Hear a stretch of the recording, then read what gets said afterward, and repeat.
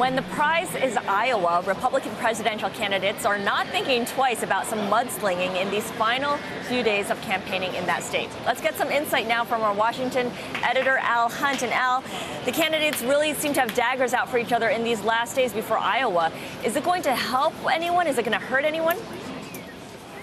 I don't know, Scarlett, but when the toughest thing that Mitt Romney says is that Newt Gingrich reminds him of Lucille Ball, I've heard politicians likened to Adolf Hitler, to Mussolini, to Stalin. Somehow Lucille Ball seems rather benign to me. Another problem, however, is that Iowa has a older population than many states, but I still suspect most caucus goers don't have the slightest idea who Lucille Ball is. Yeah, it's getting a little bit heavier at the end, some more negative campaigns, in part because there's no one that's in command out in Iowa. The thing is still open at this stage. Yeah, he needs a better insult if Lucille Ball is the best he can come up with.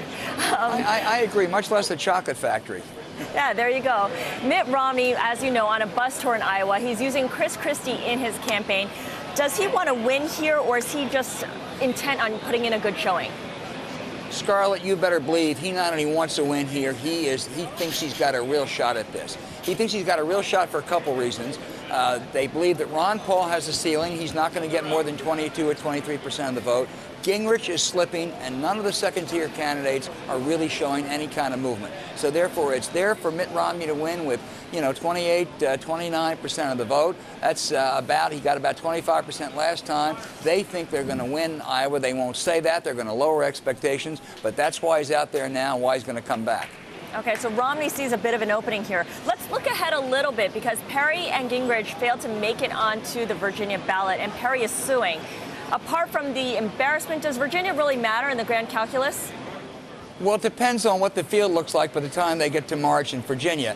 And I think it does say something bad about the Gingrich and even the Perry organizations, but I'll tell you something that's worse. It is absolutely outrageous when there are 7, at least as of today, serious contenders and only 2 can make a ballot. I think the state of Virginia ought to be ashamed of itself for having those kind of thresholds to get on a ballot. People ought to be allowed to vote, and I think they really ought to change their law, and I don't know if they can win the legal case. I rather doubt they can this time, but I think it's a real sham.